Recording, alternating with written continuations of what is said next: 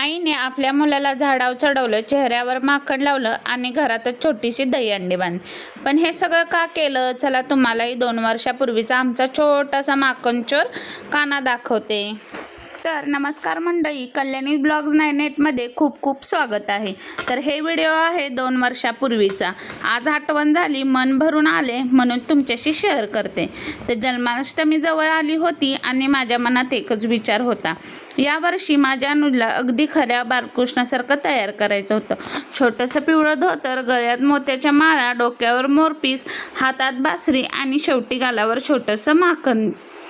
तयार झाल्यावर तो इतका गोड दिसत होता की आम्ही फक्त त्यालाच पाहत बसलो. कृष्ण म्हणजे माखनचोर म्हणून आम्ही त्याला झाडावर बसवलं. सुरुवातीला थोडा घाबरला, पण नंतर इतका गोड गोड पोज द्यायला लागला की प्रत्यक्ष कॅमेऱ्यात कैद झाला. कधी बासरी वाजवल्यासारखं तर कधी माखन खात असल्यासारखं. अगदी छोटासा कानाच आणि आधीच तो खट्ट्या खोडकर ह्या असल्यामुळे मला हे सुचलं की करायचं म्हणून, का तर तो खूपच खट्ट्या होता. या व्हिडिओची सगळ्यात खास गोष्ट म्हणजे आमची माही. मी तिला यशोदा मायेचा रोल करायला सांगितला होता आणि खरंच तिने इतका छान रोल केला की पाहताना अगदी मालिकेतला सीनच वाटत होता. ती अनुजच्या मागे मागे धावत होती, त्याला पकडायचा प्रयत्न करत होती आणि अनुज तिच्यापासून पळत होता. दोघांची ती मस्ती पाहून आम्ही खूप हसलो. मग काय, आताही मला एडिटिंग करताना खूपच हसू येत होतं.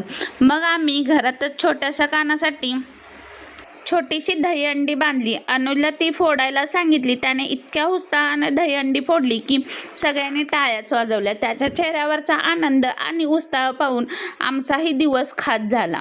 आज हे 2 वर्षापूर्वीचे व्हिडिओ पाहताना मन भरून येत होतं. एवढासा असलेला माझा अनुज आता मोठा होत आहे, पण हे क्षण कायम माझ्या हृदयात जपून ठेवणार आहे.